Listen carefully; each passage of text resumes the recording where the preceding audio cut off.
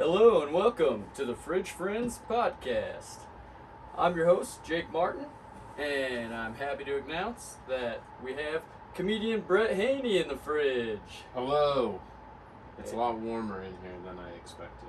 Yeah, it's misleading, especially summertime in the desert. I mean, I expanded the fridge so I could fit bodies in here, but I mean not in that way. Yeah. But I Live bodies. so I could fit the friends in here, but I didn't realize that the motor in the fridge is only going to cool off the same area of the fridge. So it's like a crisp breeze as you walk into the hot ass fridge. Right. It's not really that hot. I definitely thought it'd be cooler. Yeah. Oh, that reminds me, I cut one fan, not the other one. Sorry, guys. You think 15 episodes in, I'd be killing the fans. But, so, I met you pretty much when I started doing comedy. And I've been doing comedy less than a year. So, sometime last September, I started September 11th, but sometime towards the end, you did a comedy roast for your birthday. Yes, I right? did. What was that in November, December? That was in October. October, okay. I knew it was like right around when I first started because that was like my first. Like I met you a few times, but that was my first like impact. Did you go? Yeah, you were I there? watched the whole thing. That shit was fucking wild, bro. Like you had a great time for your birthday. Oh, fuck All yeah. the comics fucking. Yeah, no, that was really fun. I thought people were going to go harder, so I felt so bad for some of my jokes, because I think I told a few people to kill themselves. And yeah. Dude, that's the rough thing about roasting is you don't know where everyone else is going to go, but it was still fun. That was for sure. I thought it was hilarious, and I remember that as like an impactful. That's nice. Here's Brett Haney style. This guy's got the roast jokes. He's fucking, Yeah, plus, I've also since then seen you do some funny ass roast stuff. And that's like I did one other show for a friend out at their like luau thing that they had, but that was like the roast was all. I booked all the people, like I did it all for my birthday. Counted all these people to talk shit. And you like picked them as your friends and stuff. Yeah, and like Haley was super nice about it because I was like, I think I talked to her almost like 2 years in advance. I was like, for my 30th birthday, when I turned 30, I wanted to do a roast show. Yeah, I think she kind of maybe laughed it off originally, but then like it came up to a year, and I think I sent a reminder, and then she let me put it on there. If I remember, it was pretty full. I think it was a lot of people I knew, but my goal was to like get people that also didn't know me to go too. So it was dope. Yeah. You said you planned that 2 years in advance. Where'd you get the idea from? Did you have like inspiration from other roast shows and stuff? You always loved doing that, or you just kind of wanted it for your birthday? Or, I mean, I love roast comedy. Like I think Jeff Ross, I just roast are good excuse to be fucking mean to people. Yeah. I guess, I don't know. And like hopefully they take it lightheartedly. It's jokes. If that's weird. Yeah, you gotta like obviously right set and place and time. So I don't know. Yeah, I just I love crowd work too, kind of a thing. And so I just remember I knew I wanted Eric Cole to be on it because he's really the best roaster. He smashes too. I've seen him do a couple shows, and I was on one show with him.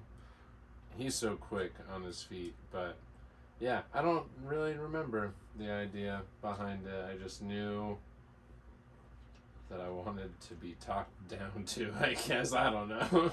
Yeah.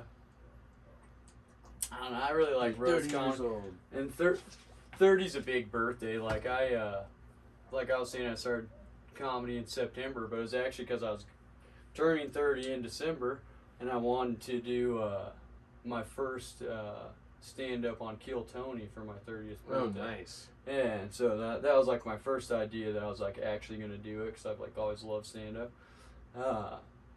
And then somewhere along the lines of like writing jokes and stuff. I was like, I should probably try this shit out, a little bit before I just do that. And then it didn't even end up working out, like me going down there to do that. Yeah.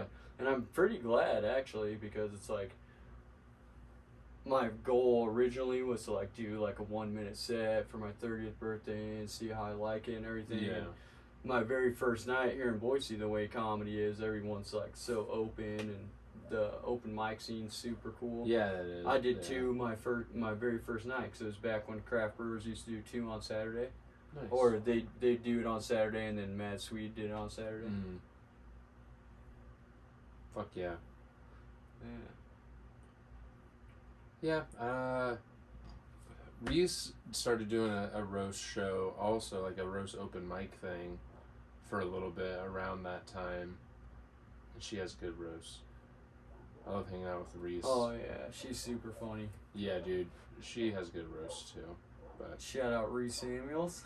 Right. Let's see who we're talking about. Actually Reese Samuels, Eric Cole. Is that all we mentioned so far? Brett Haney. Oh, and of course Haley. And Haley. Yeah. And Blue City Comedy. Yeah. Mad Swede. Alright. Reese, actually, we did that debate show together at Watson's. That was so much fun. I had no idea what I was getting myself into for that. Oh, dude, it's wild. Because that type of show, you can't plan for it. It's like almost all like crowd work, improv type thing, because you don't get the topics till you're like a minute or two before you're going to do it. But what's funny is Reese was on that show.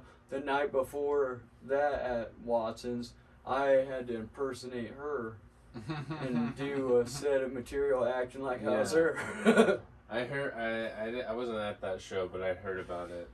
We did something similar like that during Tree Fort, I feel like, in the, there was like an open mic in the back for free. Oh yeah. And there was something like kind of similar one night where like, we were all just kind of like doing each other's sets as other comics. It was wild. Funny. It was really funny. Did you get to pick who you're doing though? Yeah. Yeah, okay. and you gotta pick your joke. So it was that was the curveball. This thing, because like mine, I went up and I did my set. I was LJ, but I was doing one of Haley's jokes. Yeah. Kind of a thing. And so that's pretty funny. You're like being a different character, doing someone and else's doing their material, and so that was really funny and fun. Yeah, that's. I love those kind of. I wish we could do more of those kind of. I don't want to call them games, but like exercises is better. Yeah. I wish we could do more of those exercises at the mics. Like maybe. Well, because the mic's really are to maybe work not out like material. Maybe not like the Thursday mic, because that's like where it's popping. But like on the Monday mics where it's a little more slow. I mean, I haven't been to the Monday one in a while, so I don't know if it's still slow or not. But I haven't been in a while because I'd have to like schedule my comedy time around the kids and the work and all that stuff. That makes so sense, I cut Mondays for a little while, but I'm hosting it all of August, so I'll be there every Monday next month. Yeah. I don't know. Maybe if it's just like once a month type thing. I don't know. We'd have to like ask, like, obviously. I just like that kind of shit. I don't know. I think it's good exercise. Well, it mixes gets people out of their comfort zone too, I think, which I think a lot of comics, we kind of get set in our ways of how we want to do things, which is fine. But you don't grow as much, Like, even if, say you're doing all the open mics that you could do, right? And you're working out your material, you're recording your sets, you're listening to it, you're rewriting it, trying to like tag and punch stuff up. But you're only doing that same material over and over, or every time you write a new joke you throw in, that's all you could do there. But if you start doing improv stuff, you start doing like the debates or impersonating somebody, doing characters, act outs, then even though it's completely different than your jokes, it will mix into your jokes. Just like if you took acting classes, I almost just feel all like it makes you comedians adapt on stage, because I feel like your stage presence is such a big part of it also. It's comedy, it's cool science. That's one thing I feel like I struggle with more than the writing aspect of it is the stage presence. Some people are really good at it. I feel like you're good at it, but you go to the front and you've been doing it a long time. You look down over everybody, got that height on them. Yeah, dude. I got a plan. I'm like, yesterday, I love that new stage at the Mad Suite. I wasn't sure. I mean, I like where it's at. We were kind of talking about it earlier. But then, yeah, once I was up there, I like all the space and how wide it is. I was pacing a lot yesterday. Just stretching it out. Dude, yeah. Just checking out the new stage when you're out Nice. there. Yeah, that thing's sweet. What'd they do with that old stage? It's still there, so like now they put it have in the like back? seats up on it, and so like those seats are like elevated up now. It's dope. Oh, okay. So they fit like more people. Oh, and then they can look over the Over like people. the lower people. Yeah. It's Nice. cool. That's a great idea. Yeah, Anyways, Mad Sweet has the best open mics for sure. right Shout now. out Blue City Comedy again for that one. I like going to all different ones though, because I feel like you get different things from each one. Like, For sure. I've been going to, well, I was living in Boise. I was going to the lounge. There's Mike, and I love going there. Yeah, the Wednesday night one. Mm-hmm. Yeah. But now, yeah. Now I live Yeah, in Nampa. Nampa. So I'm like, I have to pick one mic. Driving on a Wednesday from Nampa, that's pretty rough. Only on a Thursday. Yeah. I don't know. I was like, I gotta go to one. I had to pick one to go to. Yeah. So it's Saturdays right now for you? Well, Saturday I was already in town for the bike thing after work, and my roommate was home, so they took care of the dog. So I was like, cool. It's my Friday. I'm gonna stay out. You got a big dog too, right? I used to have a big dog. Now I just have 2 blue heelers and a little Chihuahua mix dog. Yeah, 3 dogs though. Yeah. That's still gotta be at home with the puppers. Mm-hmm. Yeah. Or somebody, you know. Yeah, I try to do the Wednesday because now it's similar to that Saturday that I was talking about, where you could do craft brewers first and then do that one, which makes for a long night, especially if you like wake up early for work like me. Mm-hmm. But you can do 2 in one night if you're trying to like work something out, you know. Yeah, Plus we have a good scene for comedy, that's for sure. Yeah, and craft brewers you get a lot of time at. Yeah. Because it's usually not a lot of comics in comparison to the other mics.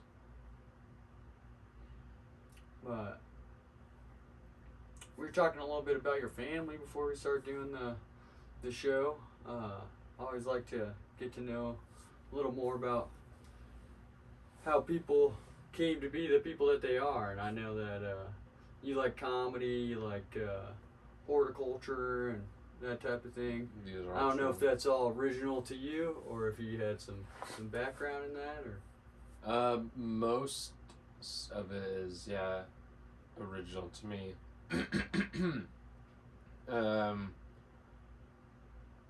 Grew up with my mom mostly, and then I have a little brother, Dalton, who's about 7 years younger than I am, and he tried to do comedy for a little bit and does them every now and then, but mostly plays like a lot of games. I guess he like does a Twitch thing and is like pretty good. Cool. Would you guys ever do comedy together? I've never seen him do comedy because they live in New Mexico. Oh, okay. So I'm like the only one in this area. Yeah. I think I've seen some of his videos. So maybe, I mean, it would be. I don't think where he was at they had quite the comedy scene though, kind of a thing. Yeah. I did out of town comedy like a couple times and hit the open mics too when I was out there.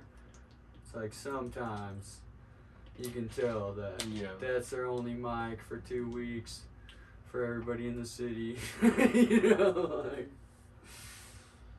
Yeah, I went on the road just like eastern Idaho with Nate Ford and Emmanuel. Okay. For just like a few little shows in like Pocatello, or I think it was Pocatello, and but yeah, there was like 4 people in there kind of thing. It was kind of like open mic vibes, but we're like doing our whole sets and stuff. It was at a bar. Yeah, and breweries and stuff. Yeah, the which bars was cool, are hit or miss. It's yeah. fun, but you don't know if it's like something else is going on in the town. That's the only thing people are gonna do. I don't know. maybe small towns just need to learn promotion. Right? They were little towns, that's for sure. I feel like if I lived in a little town and there's nothing going on, Yeah. like the one time you have people coming down to the bar, tell some jokes to you. But yeah, I think that's. Yeah, was born in Idaho Falls,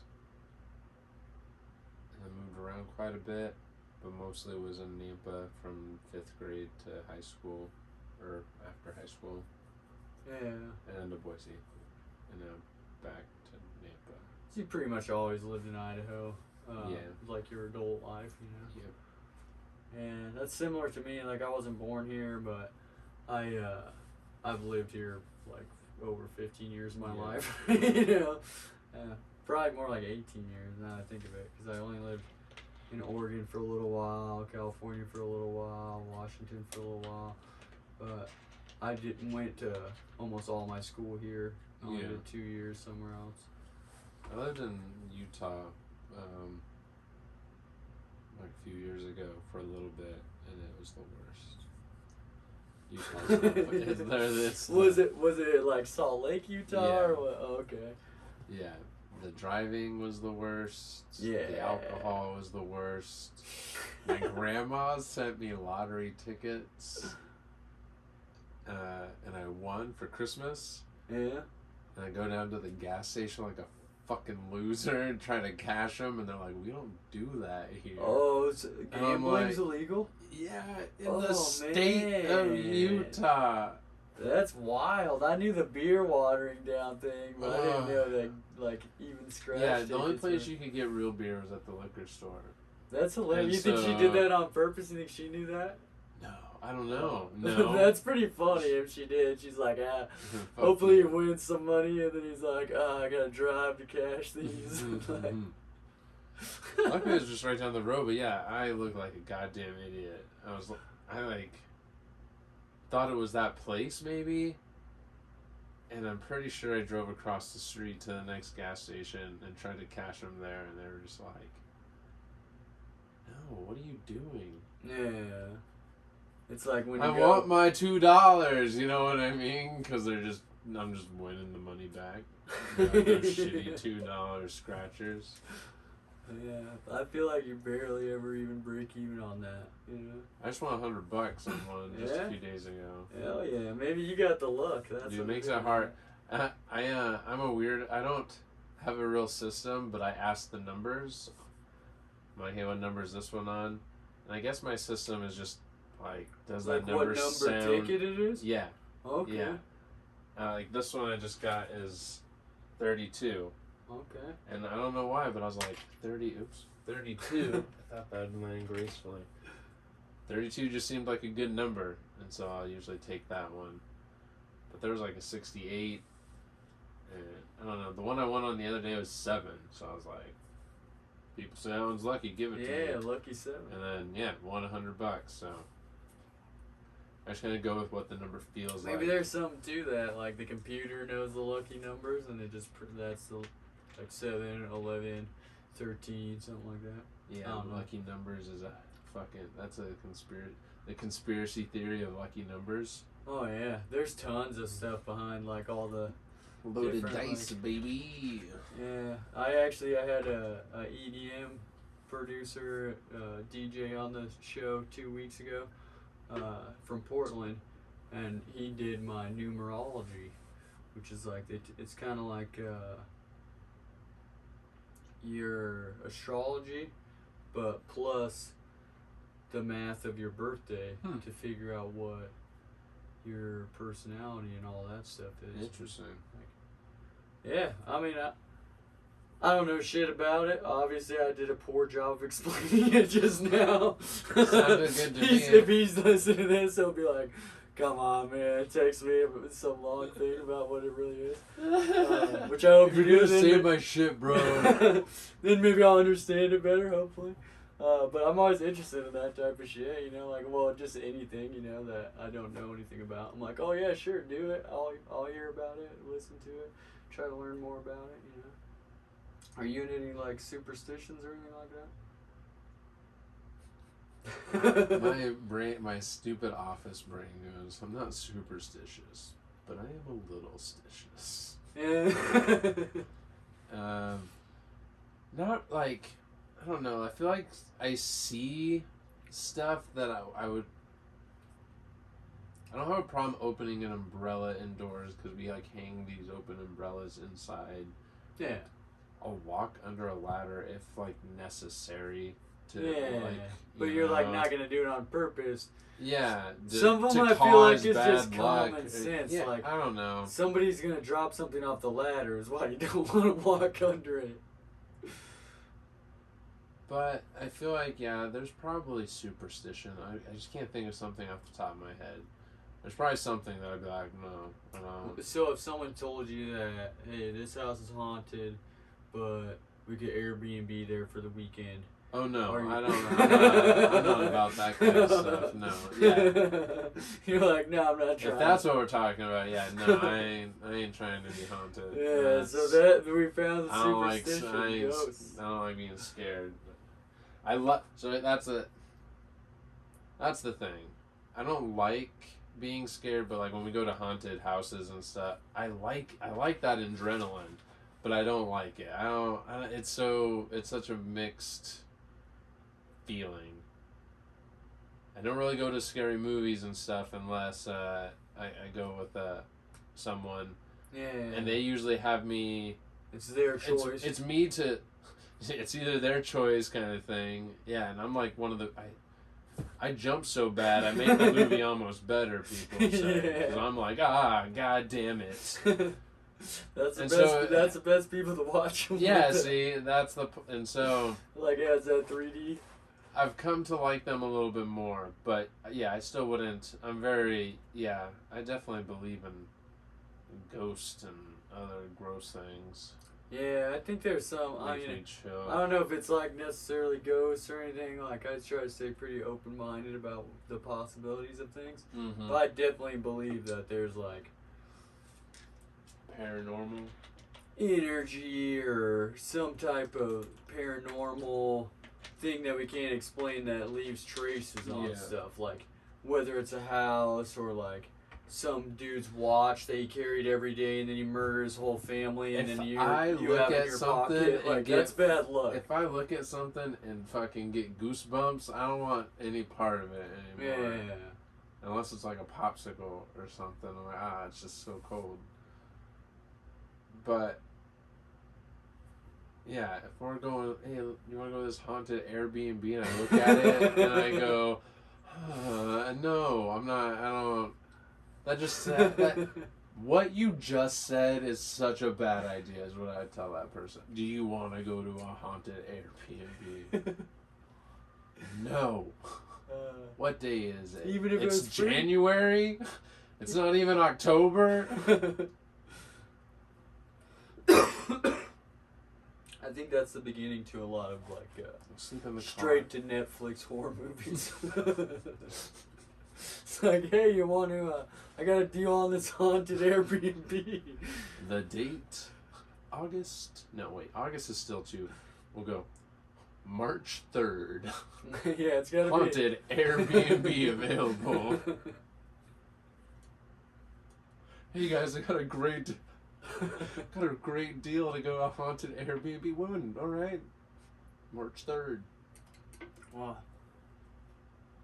Have you ever seen any type of or felt any type of thing like that where you were like, I don't think I'll ever go back to this place, or like seen something that you were like, I don't know how I could explain that?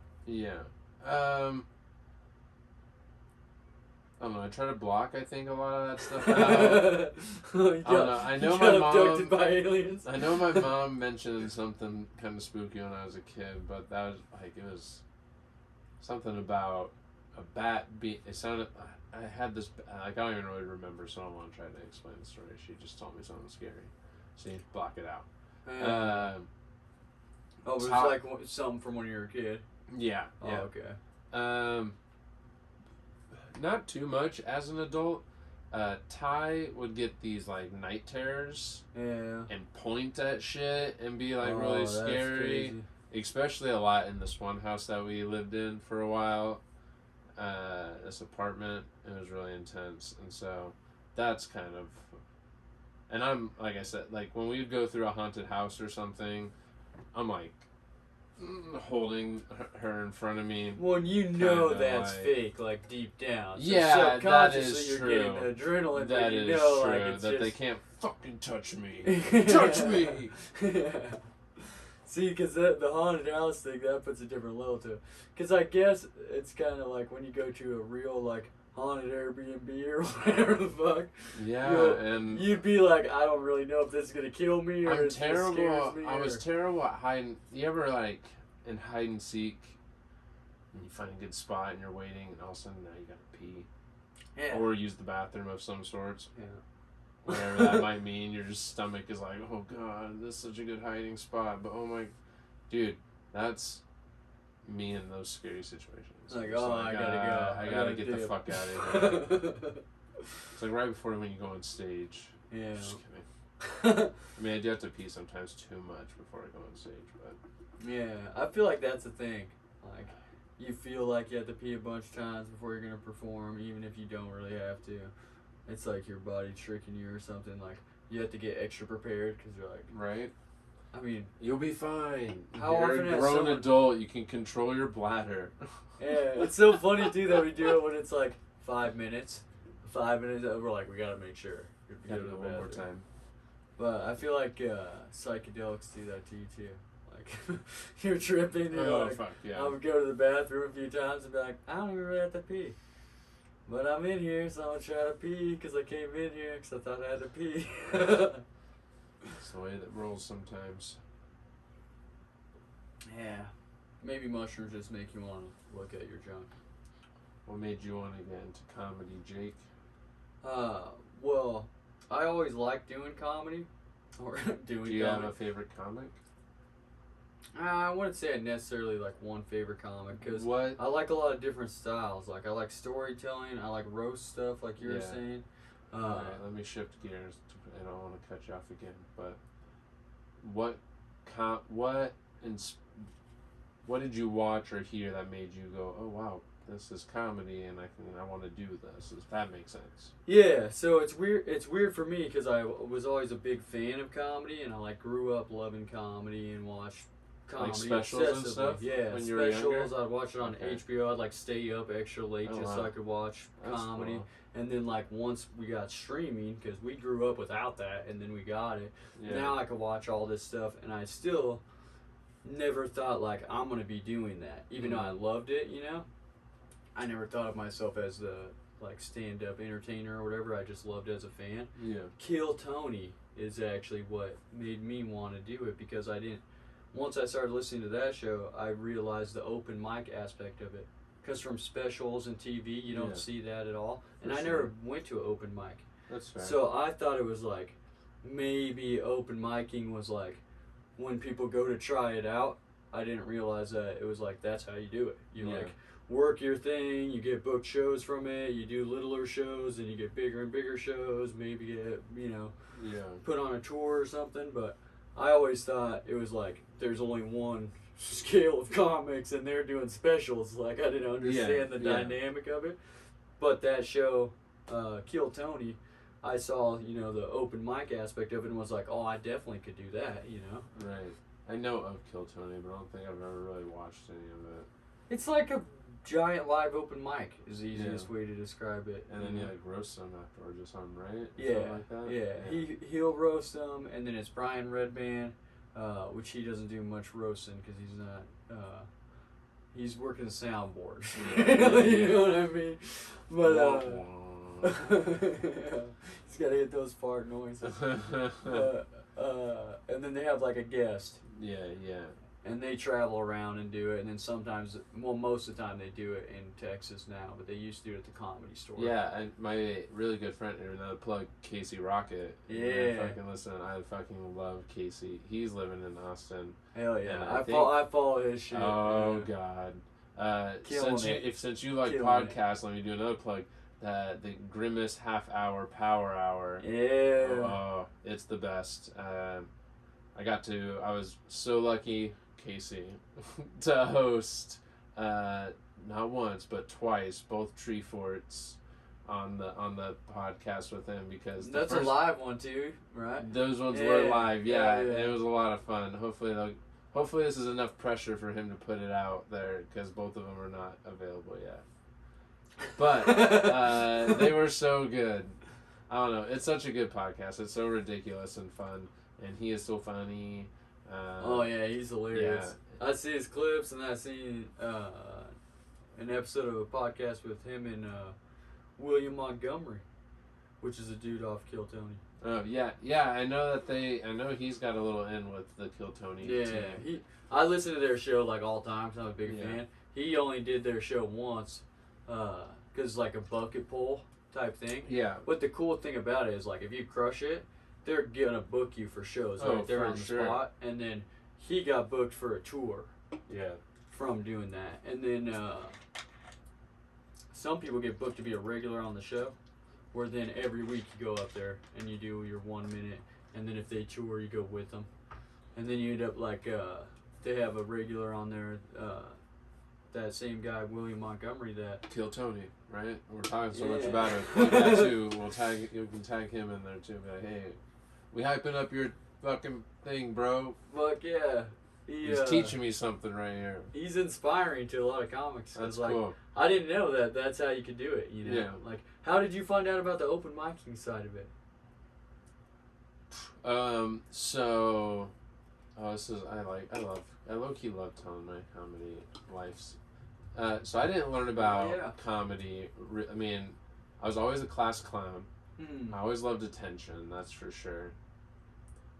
I didn't realize someone could be on stage to do that, just to make people laugh. Until I saw Dane Cook in 2003, or heard him. And so Dane Cook, who is also awesome on Instagram, so we'll plug Dane Cook too. Dane Cook, he's making a comeback. He's I guess he's been doing a lot of stuff. He did a Rogan podcast, which is the biggest one. I love Dane Cook. He was my original comedy inspiration. Okay. And so that was like, I guess his thing came out in 2003. I didn't listen to it in 2003. I'd have been too young. His so I was special? One of his specials. I was Was that the one where he's in the round? He's in the middle of the crowd? No. It's like a 3-finger stage? That's the Vicious Circle. Great special. Yeah. But, God damn it. Anyways, that's not really important. I know I was like, so I graduated in 2010. So 2009, 8, 7. So it's probably like, 5 or 6. 2005 or 2006 is probably when I heard some Dane Cook and was like, oh my god. While you were still in high school? Yeah, so I'm pretty like a young teenage dingus at this point. Yeah. And now you're like, I'm gonna go pro. And then fast forward, so my senior year, so I did theater and that kind of stuff too, and I read that a lot of stand-up comedies like went to college for theater, and I even did a little semester of theater in college way back in the day. But so my senior year in high school, my theater teacher, who's hella fucking cool, he did a whole semester of stand-up comedy for us. Oh, nice. Because he, I guess, did some stand-up in LA, and he like knew that I was interested. And that's sweet. He's fucking hella dope. Did any of the other kids stick with it? Oh, no. It was to me, low-key, like, I think it was tailored to me. It was just fucking hella nice of him. Yeah, if he knows that they're just taking it as elective or whatever, he's like, this guy, you know. Like, I was like, dude, I want to do stand-up comedy. And and he said he did some stand-up in LA for a while. And yeah, it was really cool. So we did that. And then I went to Liquid when it was still around. And I was underage, so I had to like wait in the hall. I don't really know how I got introduced to it. I just think I looked up open mics. Yeah, somehow. So you saw Dane Cook, and then you started looking into comedy online, and probably figured out the open mic thing, or? Well, that was probably years late. I think, because I didn't go to an open mic until I was like 8. Yeah, it had to have been 18, 17 or 18. Yeah. That's still a real early start, you know. Yeah, I had to wait, and the only place that did open mics, it was just the Liquid on Wednesdays, and that was it. And I had to wait in the back, and my dad took me a time or two, and like, come out, do my thing, and then they fucking shuffle you back into the back and get the fuck out of here. Yeah, and so like a little Jack Wheeler. So exactly. So I did that a few times. Kind of started growing up a little bit, and then I could drive. I was driving from Nampa to the Liquid, and this is when the Liquid still was just them, and I was 21-ish. That was the only comedy in Boise. Yeah, I was 21, 22, and Oleg was hosting. Bless his heart, I love Oleg. Yeah, Oleg's hilarious. He, I showed up one day at 7:03 when signups were at 7, and the list was full. And I like just drove out from Nampa, and at 21, you know, you're poor and kind of. I think I was in college at that time. Well, anytime that happens, it burns your whole mind. Yeah, and I was just like, what the fuck? And so I got really discouraged, and the Crescent Brewery down in Nampa just started doing some comedy. And that's when they first started, but it just kind of wasn't. It's picked up steam. The Crescent in Nampa? Yeah, in Nampa. I just did that one for the first time. It's a great room. Yeah, I mean, it's little, but yeah. they usually bring some good people to laugh in there, and they've been doing it for a long time. They're I saw all those pictures. Technically, now they're not. They are still doing shows. They're not doing open mics. That's just what they started with, though. And so I did a few with the open mics. Yeah, okay. And they were dead. And so I remember being 21. Liquid was a buzzkill because I could make it or not make it. Yeah. God forbid I can't find a parking spot, you know, kind of a thing. Like, that's a lot of pressure. No guarantee driving to and from Nampa. Yeah. And then I'd go to Crescent a few times, but it just wasn't the vibe of a real comedy club at that time. You know, there was maybe 1 or 2 people in there, and I was a new comic. It was uncomfortable. Yeah. I'm like, why am I doing this? It's kind super, of a thing. It's a totally different thing to do comedy to like 2 or 3 or versus anything less than 6. I feel like because for sure. It's one group of people pretty much. Yeah. So they're gonna agree or disagree, and then like once you lose them, they're lost. Yeah, like, exactly. There's a bunch of big and so, pitfalls to it. Like it's good to work out stuff though. Yeah, got discouraged. Didn't do comedy for 21. Probably like 3 or 4 years, and then was talking to Ty about I was just like, oh yeah, I used to do we were watching a comedy special or something, and I was like, I used to do this. And, no, you didn't. And I was like, really? Let's go. Let's do it. So we went to an open mic. I think Oleg was still hosting this time around. And So you stopped doing it for like 3 years. Yeah, for a while, because I was just kind of like, I don't know. Yeah, and then now I've been doing it semi-consistent. I did take a 3-month hiatus earlier this year, but besides that, I mean, I've been doing it semi-consistently. I was on some stuff. I get to guest spot for Mr. Dave Hill. Boom, dude, this show's going to be full of fucking plugs. Mr. Dave Hill, who's coming to the Mad Swede downtown, another Mad Swede, next 15th and 16th. Oh, okay. And I'm guest spotting on the 16th, so go to that one. You get back-to-back 2 nights. I don't get to guest spot on both, but Dave Hill's there both nights, and he's amazing. Yeah. I tried to host for him, but I just didn't. That's all right. He's really cool. He's really funny. I don't know. Never met him. I don't know a lot of hype, but follow him on Instagram because that's where he's funny. Yeah, I haven't seen a show of him, but I don't think I mean, he on his Instagram he's posted a few clips. Sets, clips of his sets and stuff. But God, he's just the very first reel of him. He's like, "Hi," or "Hey, this is Dave from before," and I was like, "That's fucking." Never seen you before, and you're introduced. That was just. I was like, I'm sold. Yeah, it's great. He's hilarious. Just that style and charisma. Yeah, I mean, my favorite comics are Stephen Wright, Mitch Hedberg. Oh, okay. Dane Cook, obviously. Yeah. And then the rest, I love all of the other ones, really.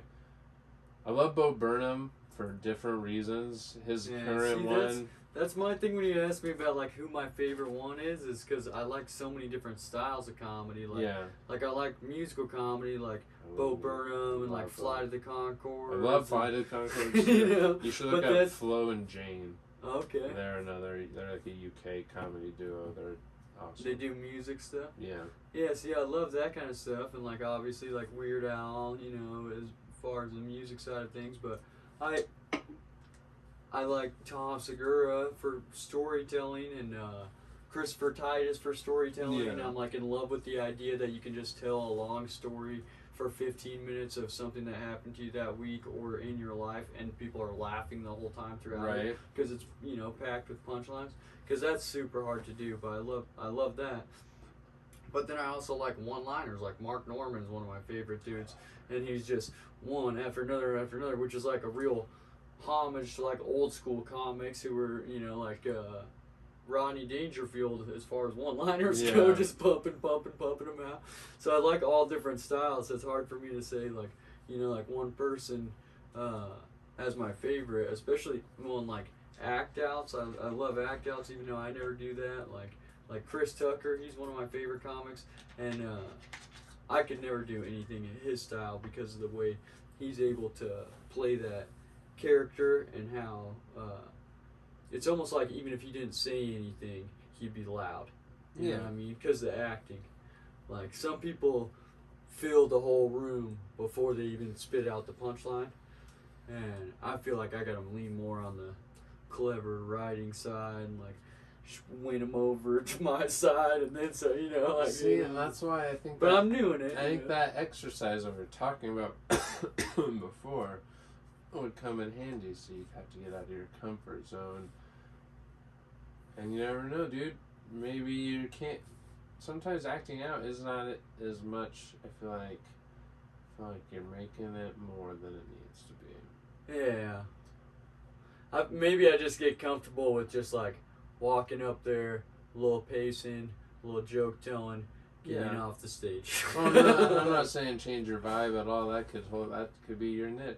But if you're worried, I just felt like you were. I just like so many styles, you know what I mean? Yeah, like, you can and I do don't it. know what even my niche is, you know. That's true. So. That's true. There's a lot of niches. Yeah. Well, I really like the one-liner stuff, but to me, like, to do long sets of that is a very, like... Jake Myers. Like, that's so gnarly. He does a great one-liner set. You gotta remember so many jokes. Yeah. And when it's such a short joke like that, you can't miss any words or mix them up or anything, or it doesn't make any sense. Yeah. Like, I don't know. It's one of my favorite styles, though. Yeah, I just love comedy. Yeah. Well, you do good with the crowd work stuff, too. Crowd work's my favorite. I wish... See, that's probably like an exercise. Not... What is today? Today's Sunday. It's probably not this week, because I probably should practice for Dave Hill on Saturday. So I'm in the zone. But, yeah, that's one exercise that I like to try to do. Sometimes I get a little scared and fall back on material, but go up there without any intention to do material.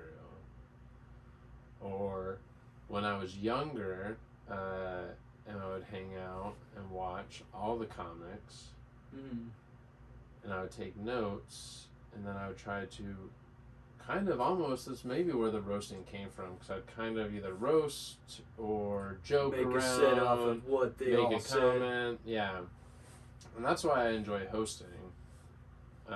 Yeah, that works really good with hosting. Yeah, well, at least hosting open mics, but even like regular shows too, I suppose. But yeah, not necessarily the roasting as much though. yeah, definitely. People get pissed. Here comes your headliner, that piece of shit. Which is totally fine at an open mic. I mean, most of them are pieces of shit. But you say that about the headliner, they might not come back. Right. No. So yeah.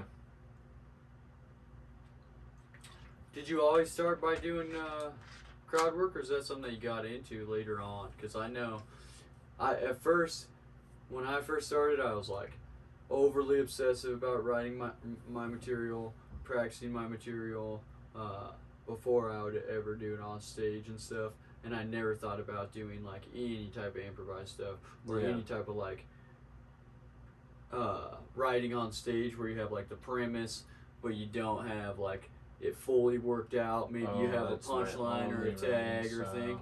That dude, I was terrified of that when I first started, and I was like, "There's no way I could ever do that." Yeah. But I'd say for the last 2 months, I've done more of that than writing, like actually writing out each word. I'll think of an idea, I'll write it down, or make a voice memo of it, and then later on, maybe like think about it, punch it up a little bit, think of a joke or two to put in, but then do the bit more of like, here's what happened, and then fill it in, you know? Because then you can change it up based on the crowd's reaction instead of your idea at home on the computer or whatever, you know? I do most of my writing, quote unquote, in the car. Driving? Yep. And I did my first voice memo not in front of an audience. I was just driving around. Yeah. Typically, I'll write down just tag words and then try to be like, use my big old smart brain to remember it, but usually it doesn't work out like that. I'm like, what the fuck was I talking about? But yeah, I usually, most of my jokes have been written off a premise that I was just working out on stage. Mm-hmm. Like, probably 80% of them. There's a few. And some, I mean, I guess it depends. Like my Lieutenant Sniffles joke, I was definitely just in the car and I wrote that joke and I had to stop and I wrote it down. There's another joke that I just wrote down the other day. I don't know what it is right now. Just because you thought of it pretty much beginning to end in your head, like joke, this is what it is. Yeah. Beginning, punch, end, or you know, whatever the stupid comedy recipe is. Like, it was just so good. The Lieutenant Sniffles joke is probably my favorite probably my favorite joke. It's my longest reigning joke. It's such a good joke that I've been kind of like tooting its own horn, but I've been working it around. I can work a lot of other jokes. Build up the bit. I can exactly, like there's this joke now and I'm like definitely mashing a bunch of jokes on top of it and it's been really nice. It's been helping add up time a little bit too. Yeah, well, it's cool to be able to have like a staple that you know, and then switch it up with different material before or after it in different order for different shows, and then you have, you know, different things you can do, and that it helps you decide what ones to keep later on. You know? Right. Well, and I need to go back because I've had two separate incidences. One yesterday, and one like a week ago. People mentioned old jokes that I don't do anymore. They're like, I love this joke, and they mentioned it, and I was like, oh yeah. So I need to like, dust off the book a little bit. I like that gravy joke you're telling, but see, I love that joke too. Seasonal. It's a seasonal. I have that joke, and I have another Halloween, a pirate joke. Both are seasonal jokes, which is I can stretch it out from about October, and I can change it from Thanksgiving to obviously there's more eating in January up to probably about January. Once I get into February, that joke doesn't work as much, and that joke I've had around a long time too. And that's one thing I guess you learn also. And it's hard because sometimes I'll look at my material and I probably have 30 to 45 minutes of actual material, but none of it's actually polished together. How would I make this into a comedy special? Talk about it for 30 minutes or 45 minutes. And I mean, at a regular show, I could probably fill the time, but then plus my crowd work. Then see, that's another thing that's.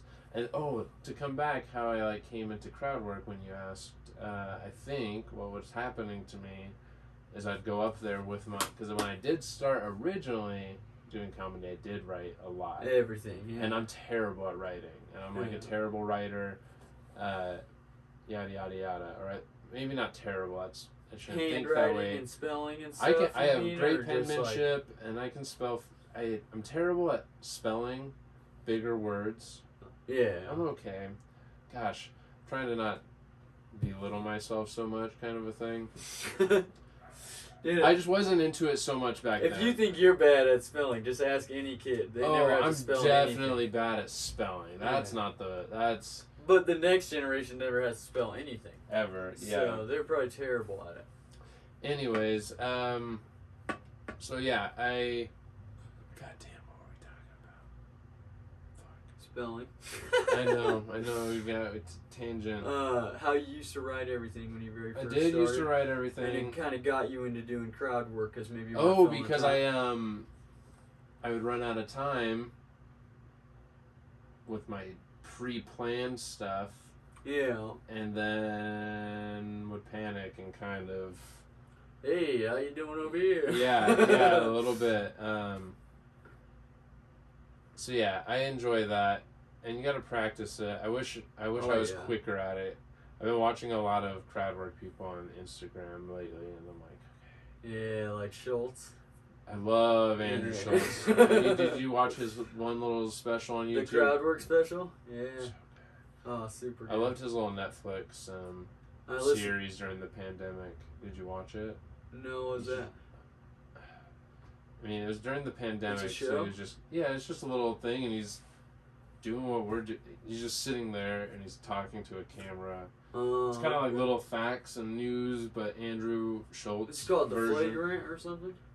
I'll send it to you. I listen to that podcast now, but I'll look at I didn't back then, so it might be the same thing. But anyways, I love crowd work. It's good. It's good to practice because you'll need it. Oh yeah, definitely. One, it helps with hosting. It helps with, like you said, not just filling time, but building up the vibe between you and the audience in the room, and like building a relationship between each other, which is the most important thing. Like if you lose somebody, but you can get them back by being like, "Oh, it's okay. I noticed this," you know. Here's one thing that I guess for me and that people will also probably say about me. I don't know. God, that sounds so cocky. I hate talking like that. Here's one thing that people like. That in my opinion, it's weird to describe yourself. It's weird to describe, and I guess my tactics. I never thought about it so much like this, I suppose. But with crowd work, in my opinion, you can't lose control, and I think that's where a lot of people maybe either struggle or they lose control, and then they don't want to do it anymore, maybe or something. Yeah. I don't know the backgrounds, but that's the key. I think. You don't know how it's gonna end, and so. My thing, if at any point that I feel like and that's a part of my roasting too. I told this girl kept trying to talk during one of my sets, like to me about while you're on stage. Because here's the thing, sometimes, especially in like a bar setting too, if you give a mouse a cookie kind of thing, it's like they think. It is good to include them, but they need to know their place is kind of the thing. You can't just let them control the set. I've seen that happen to a lot of comics. And it happens a lot. And this one time at they're not it was called Docs, but I think the pandemic. Oh, okay, yeah, right by the freeway. Yeah. So they had a cute little tiny room, and this girl just kept trying, and I was just like, shush. Shut the fuck up. You know, like sometimes you just gotta tell. I mean, you gotta tell people like, they know. Oh, sometimes they don't. Sometimes people don't, and that's what I'm saying about sometimes if you give them a little bit, and now they're like, oh. There's a common misconception between comics watching a show, not misconception, but audience members. They think they can help sometimes. Yeah. I think I've that, experienced that. and I write that down, and then I go talk but I feel to like the comic once you later. start talking shit to them, they back down most of the time. Most of the time. Yeah, unless they're like out of control drunk, or they're gonna be a problem from the first place. Yeah. You know, like there's one guy that I've seen a couple times at the Mad Suite that has been a problem, like a repetitive problem thing in the audience. He doesn't come very often. I don't think he's coming back. It was from like he's from out of town or something, but. I feel like some people walk into a comedy show knowing, like, at some point I'm going to get pissed and throw my hat up in the air and storm out of here. Right. You know, like, before they even get there. They're just waiting for the guy to pull the trigger on, you know? Yeah. Comedy's intense. I love it. I imagine those same type of people are like the dude who's, like, gets in a fight with his wife every single day over whatever the shit. Probably, yeah. And then they go out on a date so he can get in a fight with the guy on stage, and then he doesn't have to get in a fight with her. Dude. And she's like, oh, date night. Like, I don't remember. Was it an open mic? It was. I'm pretty sure it was. There was a couple kind of in the back, and their kid, they brought their fucking kids. yeah, right? to the old bar open mic. Dude, Hell yeah. And their little kids, that little silent